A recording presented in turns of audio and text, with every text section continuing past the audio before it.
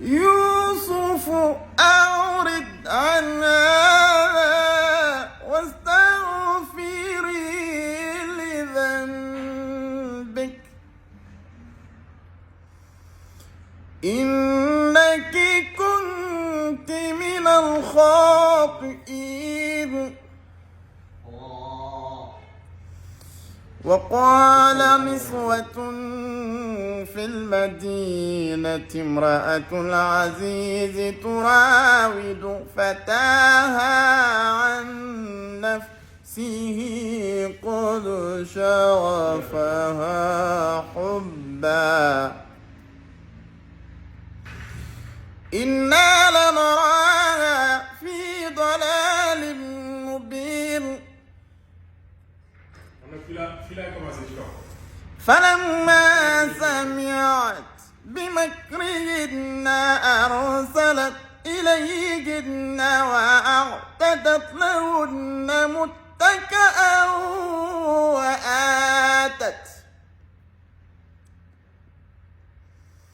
وآتت كل واحدة منهن سكينا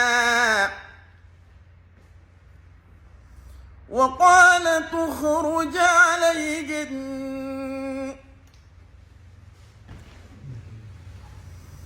فلما رأينه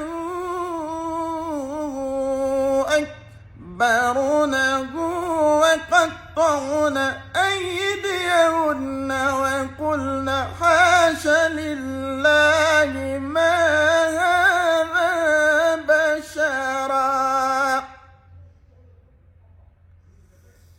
إن هذا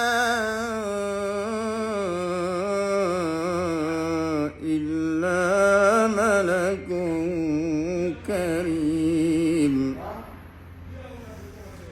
قالت فذلكن الذي لمتنني فيه ولقد راودته عن نفسه فاستعصم ولئن لم يفعل ما آمره ليسجنن وليكون من الصاغرين.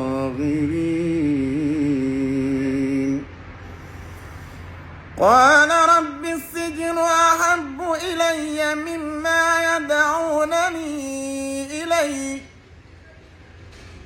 وإلا تصرف عني كيدهن أسب إليهن وأكن من الجاهلين. فاستجاب له ربه فصرف عنه كيدهن إنه هو السميع العليم. صدق الله العلي العظيم.